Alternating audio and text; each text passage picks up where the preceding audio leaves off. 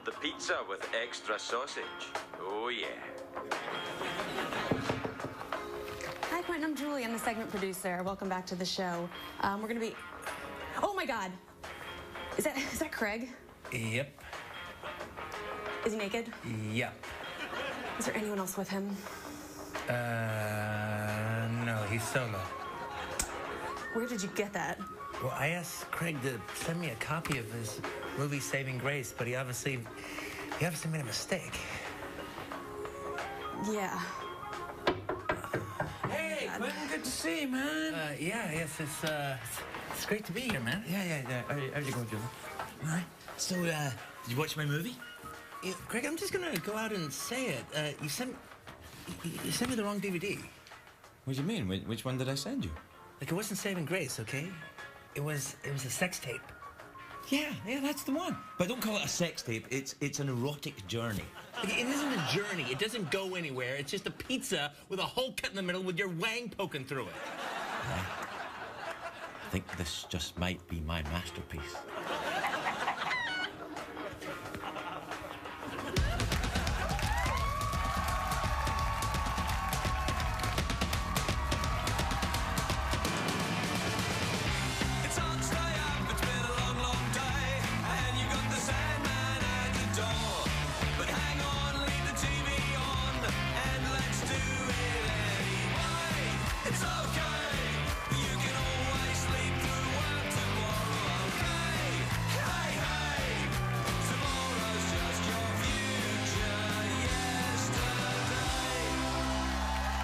Ladies and gentlemen, Ferguson.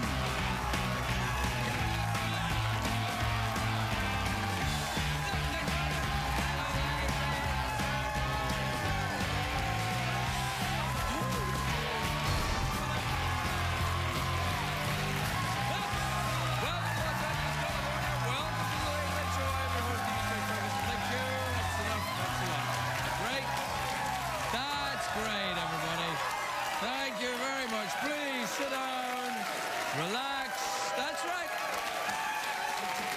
Honestly, really, that's enough.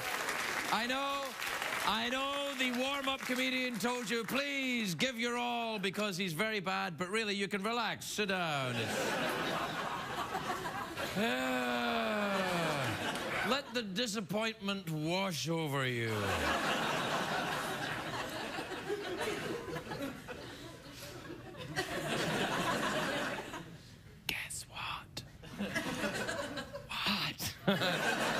It's like one of them M. Night Shyamalan movies, isn't it? I always, when I watch the M. Night Shyamalan movies, I'm like, what are they saying? I can't understand. There's a lady in the water. What? There's a baby in the water? A lady in the water. It's a great day for America, everybody. Yes, it is.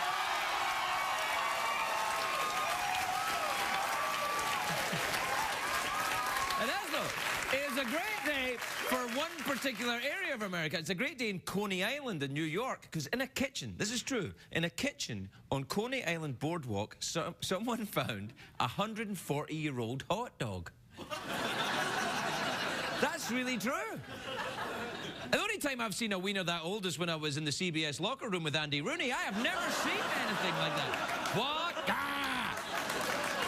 Now, that's enough. The US Mint have announced they're redesigning the penny. That's true.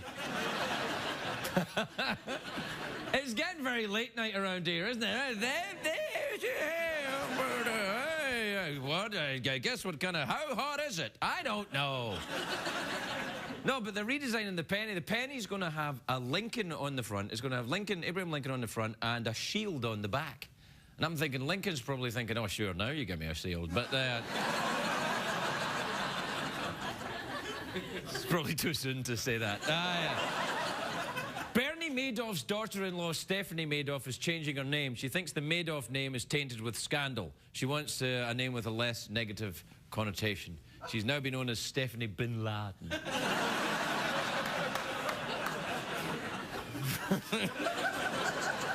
Hey, wait a minute. No, I'm just kidding. Now, here's what I want to talk to you about. It was on this day In 1852, John Kellogg was born. Now, who, I hear you ask, who is Kellogg? I'll tell you. He is the father of the breakfast cereal. It's true. No, it is true. I know the warm-up comedian says if there's an awkward pause, just laugh into it. No.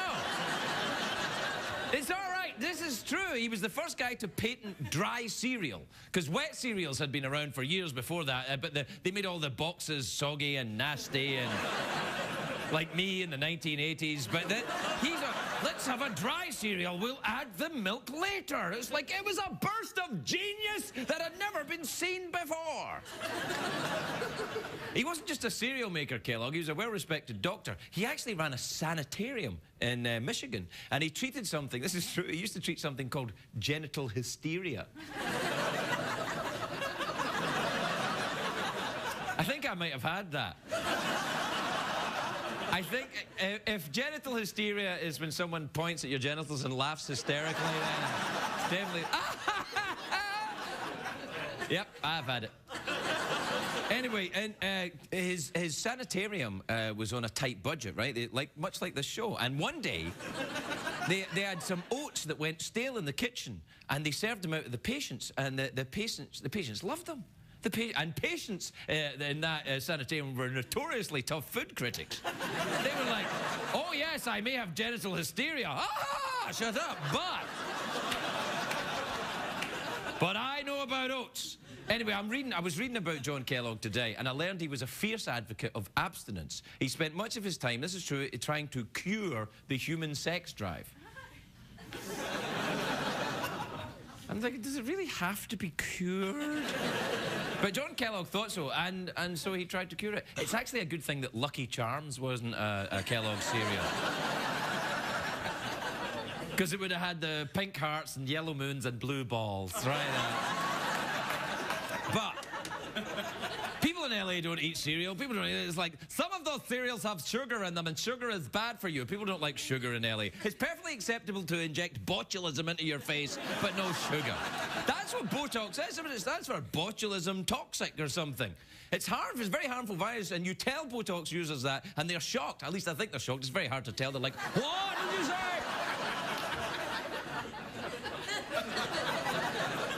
Cereal. Growing up, I didn't eat much cereal because my family weren't wealthy. We didn't have Fruity Pebbles. We had actual pebbles.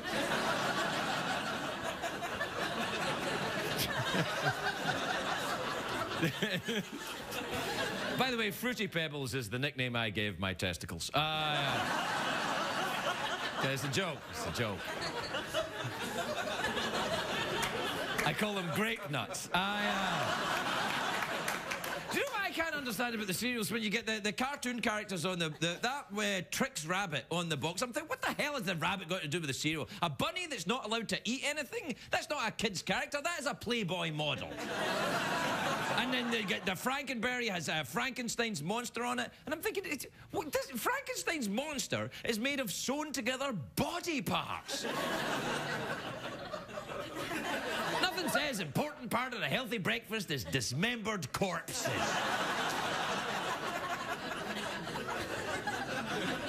Anyway, I don't eat these sugary cereals now. I'm an adult. I only eat sophisticated adult breakfast foods like the Rudy Tooty Fresh and Fruity. You know, when you get older, you have to be careful about what cereals you eat. You've got to keep everything, you know, moving. I don't want to be graphic, but you got to keep everything, you know, moving. Keep everything happy crappy. All right, we'll take a break. We'll be right back.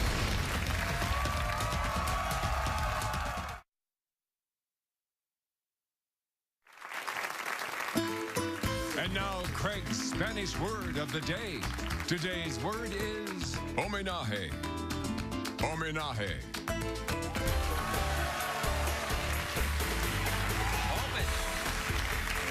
Homenaje. Homenaje. I always try to make a sentence using the Spanish word of the day, but today I'm not doing that. It's my homenaje to the silent era of movies. I agree that was pretty lame, but how awesome is this? Yeah! Yeah! Yeah!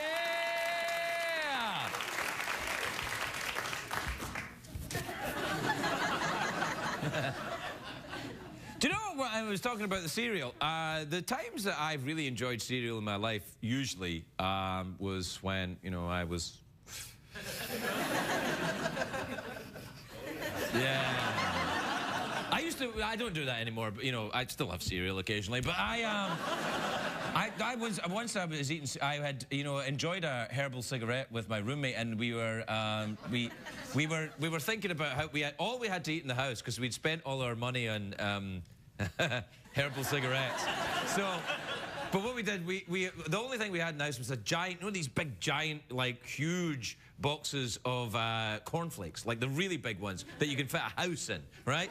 So we had one of those, and we had a couple of gallons of milk. So we put a basin down in the middle of the, like a big basin in the middle of the, between the two seats that we still had left because we'd sold the rest of the furniture for herbal cigarettes, and we put the basin down and we filled it with the cornflakes and milk. It was like this giant. Now, don't try this at home, kids. It's awesome. So, we filled this giant basin full of cornflakes and then filled it up with the milk, and we were just sitting back in the wonder of it was like a tasty volcano. By the way, Tasty Volcano is the name I used to dance under. Anyway, gentlemen, please welcome Tasty Volcano, Black Velvet. Anyway. Some of you may remember Tasty Volcano. That was me. Anyway, we built this giant thing, and then we started, you know, we sat for a bit, and then we started eating it. We had a spoon each, and we were eating it. And then suddenly we noticed a wasp in the middle of the... Yeah, and I'm not talking about a guy from Connecticut going, I say Murphy, or anything like that. Like, a giant, creepy... Now, you think of how stoned you have to be to, first of all, think that it's a good idea to have a basin full of cornflakes. But then when you find the wasp and you're like, ah! Ah! We ran out of the house and we never went back.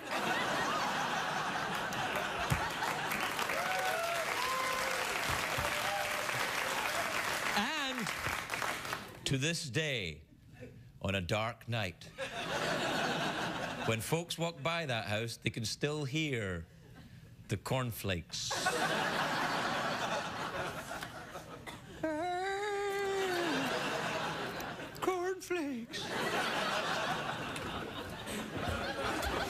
Ooh, it's time for a commercial.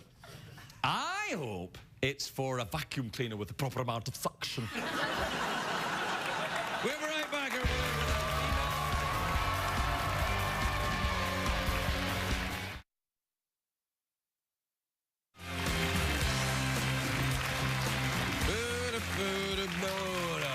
Welcome back, everybody. It's time for the email and the Twitters. Play the jingle. Twitter. Tweeting.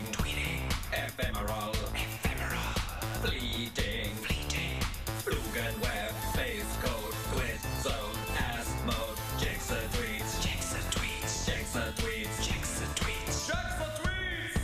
Und also emails. There you go. And also emails. Alrighty, let's see what do you get. Let's see, here's an email from Sherry in Chandler in Arizona. She says, hi, Craig. Why do guys always have to rub their faces after they shave?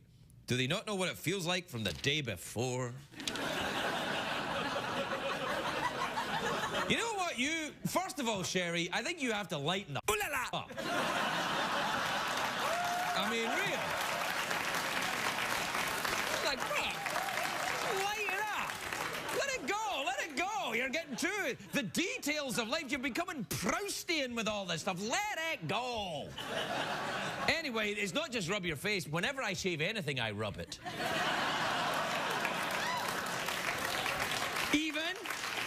Even if it's not on my body.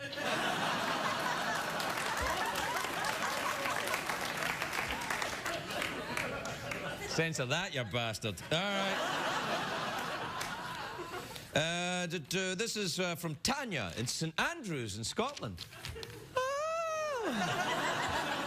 Tanya says, hi, Craig. I'm thinking about getting a tattoo to mark the end of my university life. Any ideas?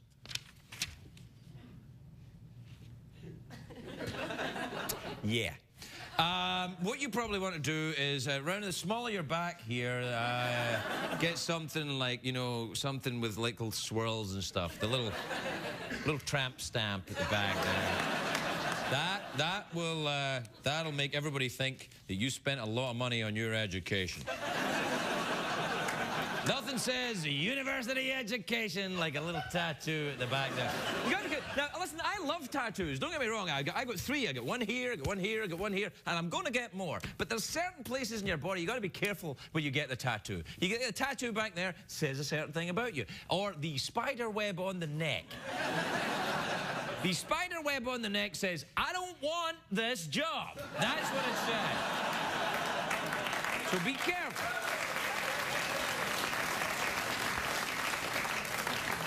This is from, it's a tweetie from Sarah in Escabana in Michigan. She says, Craig, do you like going to the Upper Peninsula?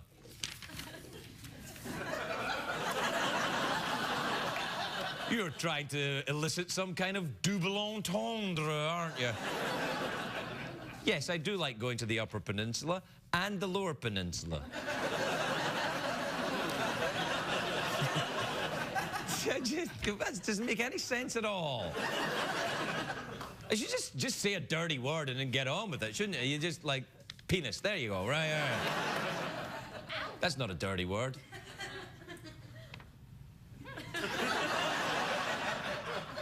Tootsie Fruitsy. That's a dirty word. You're welcome, censors. Right, this is from Jackie in Norman, Oklahoma. By the way, Norman, Oklahoma is the name I used to dance under. Gentlemen, please welcome Norman, Oklahoma. Black Velvet. All right, she says, I'd really appreciate it if you don't have any more guests to help you answer the tweets. Okay, promise.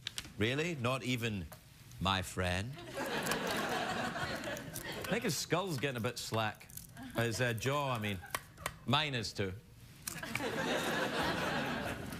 Maybe I'll have one friend to help me answer the emails. How about, this is an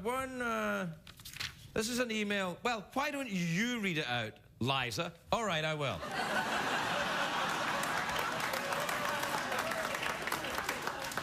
This is from Matt in Portsmouth, Rhode Island. Hey, Craig, have you ever fallen in love with a girl over summer vacation? What happened? Thanks, Liza. Well, I have fallen in love with a girl over summer vacation, but I don't get summer vacations anymore, because this isn't, sitcom here. There's no such thing as summer vacation and late night, especially this show. This show, I'm like Cinderella, here every night. But let me tell you this. I don't really have time to tell you what happened, but, well... Oh, wait, that's right, we don't have a flashback. See, usually when there's a flashback on the show, I can do this. And I thought, well, if I just do this, we can flash back to my summer vacation. But, of course, there were no cameras there. Wouldn't it be awesome if you could just flash back to areas of your life and just, you know, look at them? That would be like having memories. Sometimes flashbacks come to me and I don't want them to come to me. We'll be right back, everybody. We'll be right back.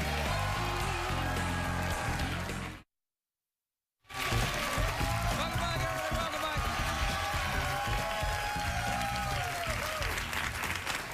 Welcome back to the big dry cereal show where we're enjoying the idea of dry cereal. Nothing says Friday night like a big basin of cornflakes, 2 gallons of milk, and some marijuana.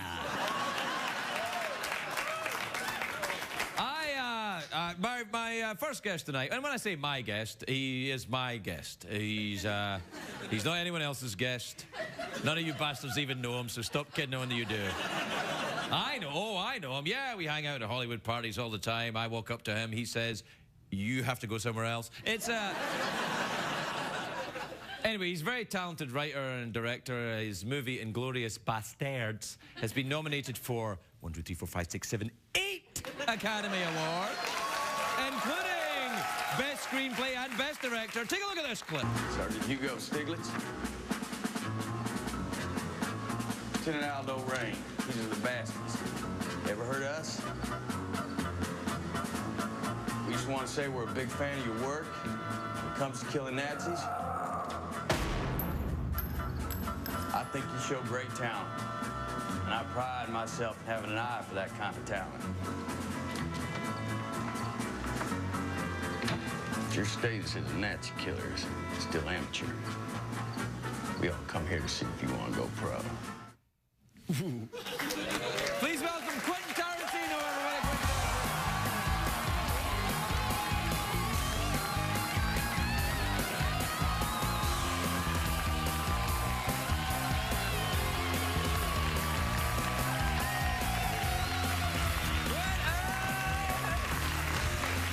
Hey, Quentin. Hey, man. Hey, listen, congratulations on the movie. It's spectacular. It's really a spectacular film. I thanks a really bunch. enjoyed it. Do you know, I thought it was a little bit, parts of it, and that particular little clip there. Do you remember these movies they used to make? I'm sure you do. The Wild Geese movies. Oh yeah, and no, totally. No, this was the starting off point on this movie was totally that kind of Guns of the Navarone, Where Right. Eagles Dare, Right, right, Wild all the- Geese, right. bunch of guys on a mission kind of film. But the thing was, they made so many of these, but the time that, like, Roger Moore was, like, these guys were in their Yeah, 70s right, going, yeah, right. it's time to kill some Nazis. Right, yeah, exactly. No, David Niven was still making those movies like in '81. I know. Right?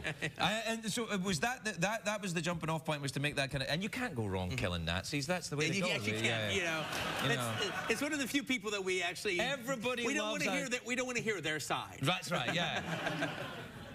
What there? Did I hear a weird noise coming in there?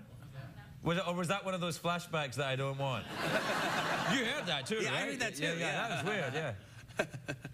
Well, welcome to the show. Hey, what was the Spanish word again for The Spanish word. Hominez? Hominage. No, that's the Italian word. Yeah, well, exactly. Hominage. Hominage. You speak Spanish? Well, from growing up in Los Angeles, I have a little bit. Yeah. All right, yeah. I can. When people say to me, "Do you speak Spanish?" Well, I always say "bano," and then they say that means bathroom. And then I say, "I'm sorry." You grew up in Los Angeles. Yes, I did. And you used to do the work in the video store next to the Comedy Magic Club. Yes, I did. Yeah, in Hermosa Beach, Manhattan Beach. Exactly. Because every time I'm talking to a stand-up comedian who's been around for any length of time, they go, "Oh yeah, I know Quentin. It's that dude that used to work in the store next to the Comedy Magic Club." Yeah, no, that was actually it was a funny time because I remember that was the time where you could literally. Like Jay Leno was there almost every week, and he's Tom still Dreesen there. was there almost every week. All those guys, it was. Well, he's still performance here, I think. Yeah, So, no, Jay goes down there every Sunday night just to make sure Conan isn't on. Yeah, right. Yeah. Hey. She's probably cut that out. Leave in the cuss words and cut that out, all right? No, but that was actually one of the things that one of the things that was actually kind of funny about working at Video Archives.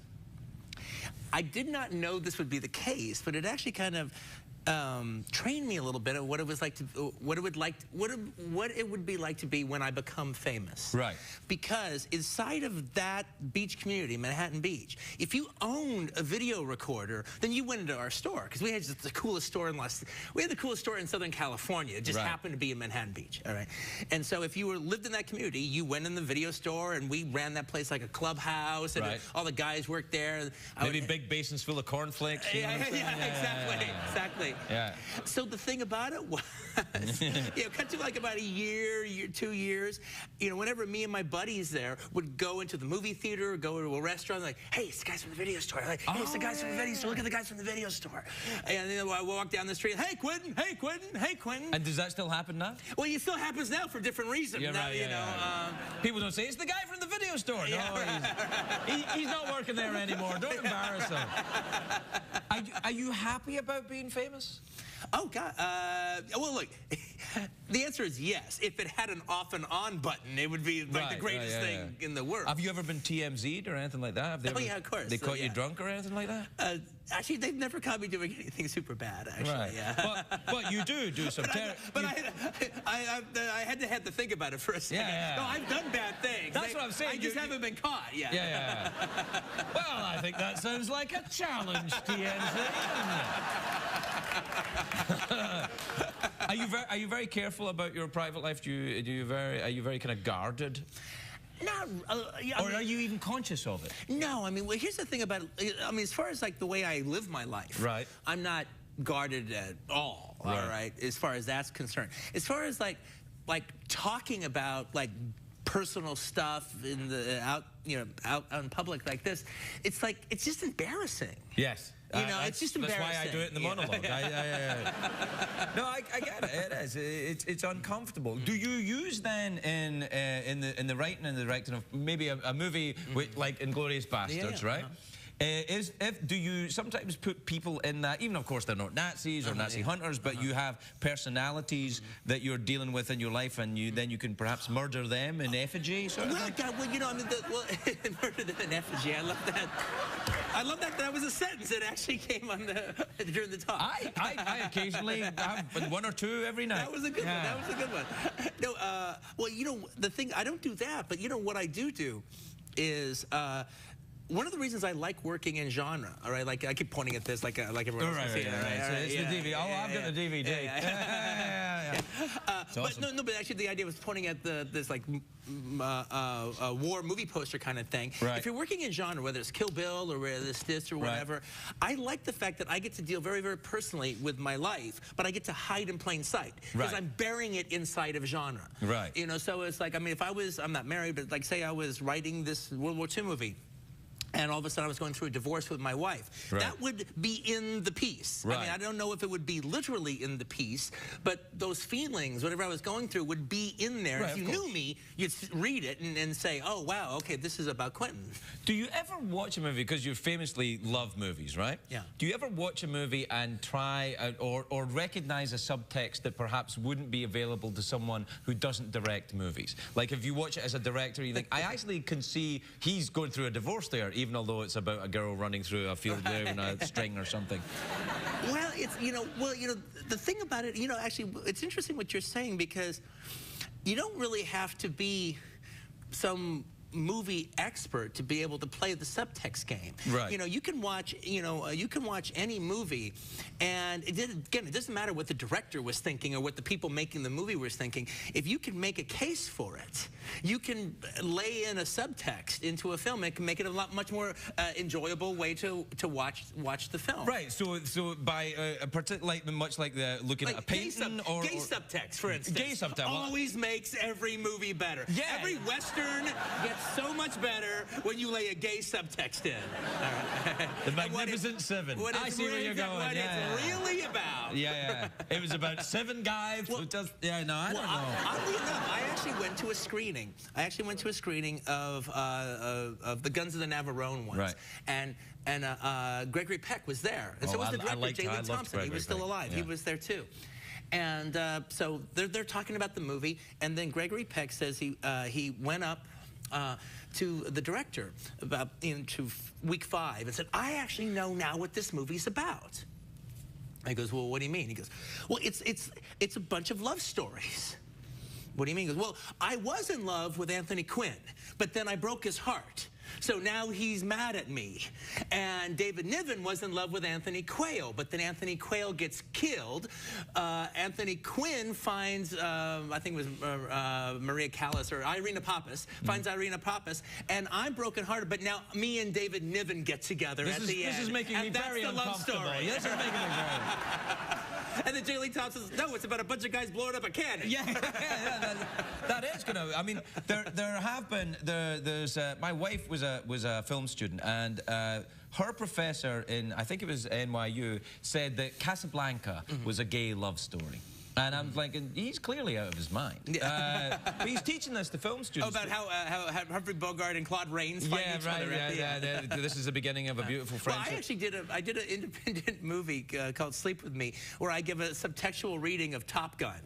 That I just say the whole movie is about a man's struggle with his homosexuality. Quentin.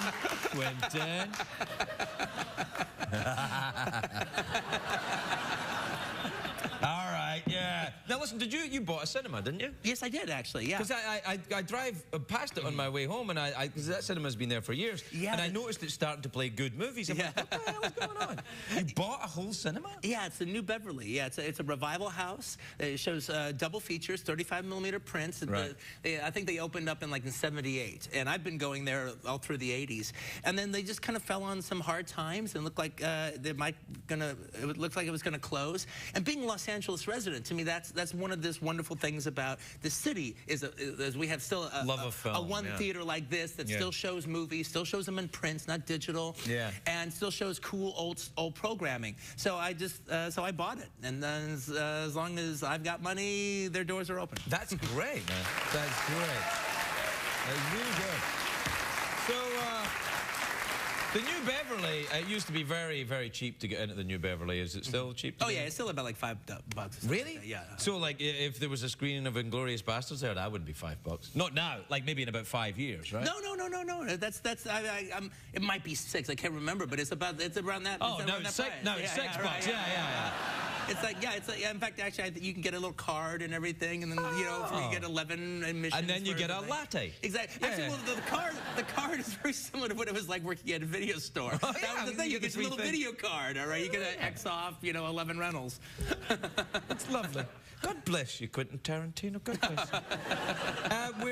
We're out of time, but I thought you might like to. I've been doing this with some people, is ending areas of the show with an awkward pause. You're a director. Would you like to do an awkward pause? Oh, I love awkward pauses. All right.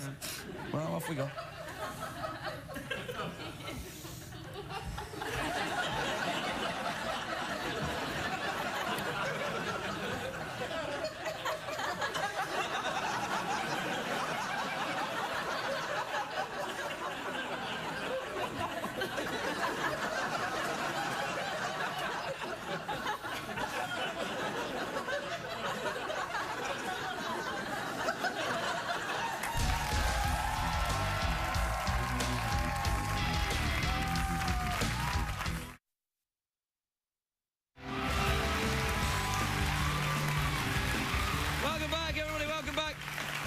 Guests are English folk rockers. Their new DVD. Yes, this is a DVD. I'm actually very small. Their new album is called Sigh No More. They're here performing a track from that album that's called The Cave. Please welcome Mumford and Sons, everybody. Mumford.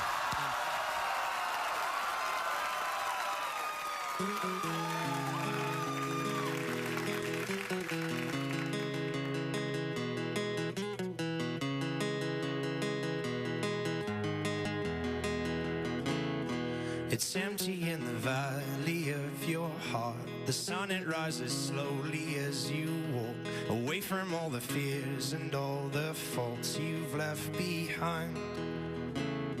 The harvest left no food for you to eat. You cannibal, you meat eater, you see. But I have seen the same. I know the shame in your defeat. But I will hold on hope, and I won't let you choke on the noose around your neck. And I'll find strength in pain, and I will change my ways. I'll know my name as it's called again.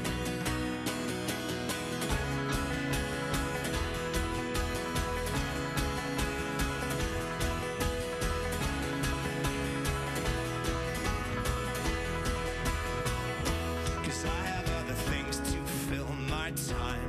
You take what is yours and I'll take mine. Now let me add the truth which will refresh my broken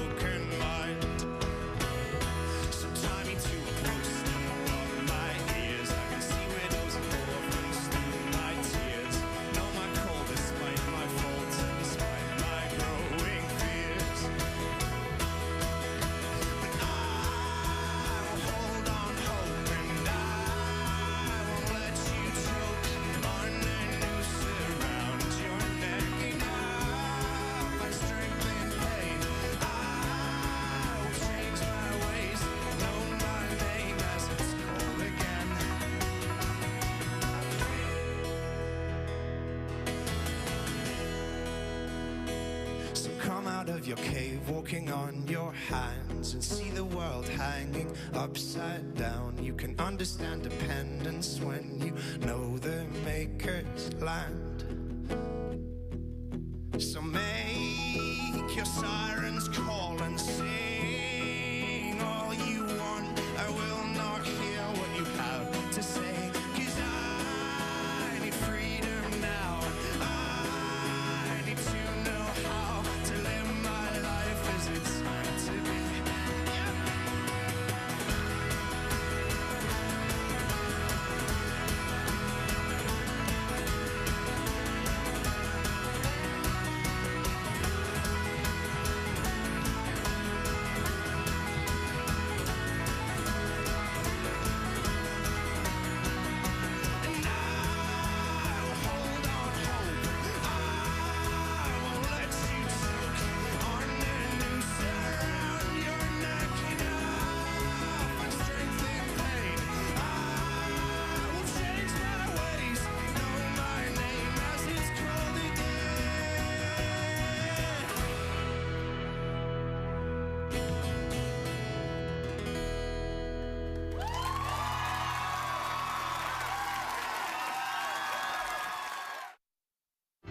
Aprendimos en el programa, señor Craig. Estoy aburrido.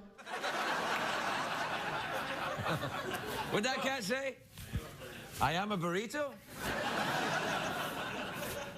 That doesn't make sense. Should have said it was a cat.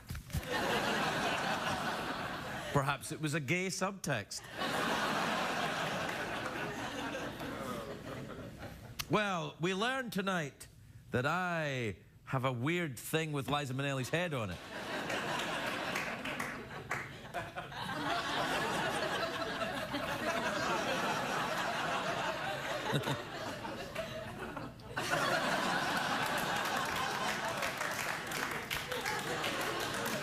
It's pretty good, isn't it? I mean, if you're sitting around the big basin of cornflakes tonight and you're watching this show, you're like freaked out right now, aren't you?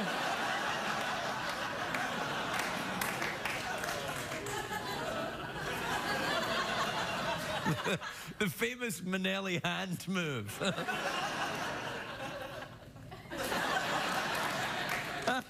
That makes me laugh.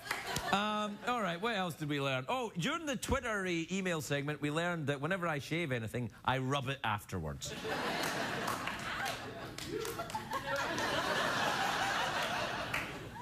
Sometimes I rub it before. Sometimes I rub it and I don't even shave it.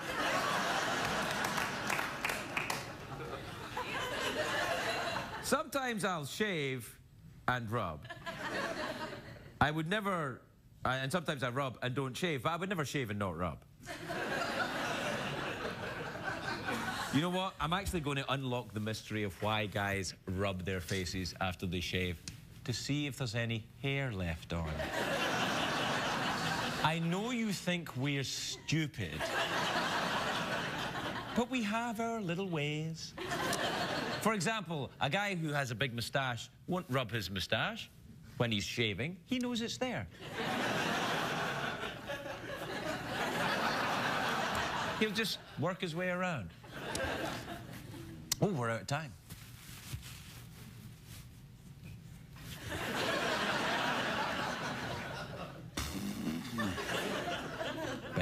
Better get the show wrapped up quickly then.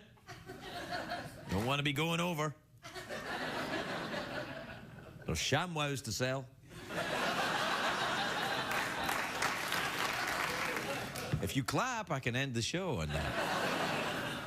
As long as you stay quiet, I can drive him crazy. All right, it's the end of the week. Good night, everybody. Good night.